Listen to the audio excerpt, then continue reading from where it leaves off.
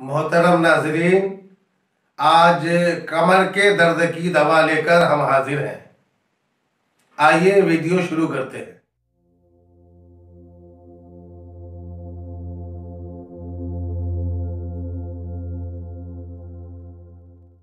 दोस्तों, बाज दफा कमर के दरमियानी हिस्सा में दर्द होता है और कभी सारी कमर में दर्द महसूस होता है और कमर के दर्द की वजह से आदमी का चलना फिरना, बैठना उठना, नमाज पढ़ना बहुत मुश्किल हो जाता है और कमर का दर्द आमतौर पर रात में बढ़ जाता है।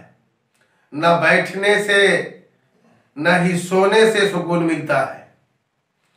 इस तकलीफ के लिए हम दो दवा बता रहे हैं।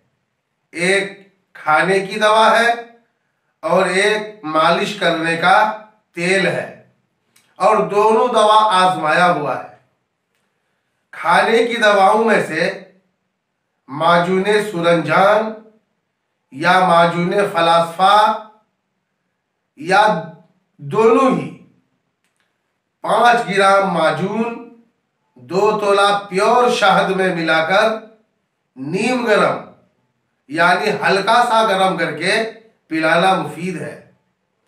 और मालिश की दवा यह है, आक के पत्ते, बकाइन के पत्ते, अरंड के पत्ते, संभालू के पत्ते, सहजना के पत्ते, काला धतूरा के पत्ते और थोहड़ के पत्ते, इनमें से हर एक पत्ता 1-1 तोला लें और 1 लीटर तिल के तेल में आग में जला लें।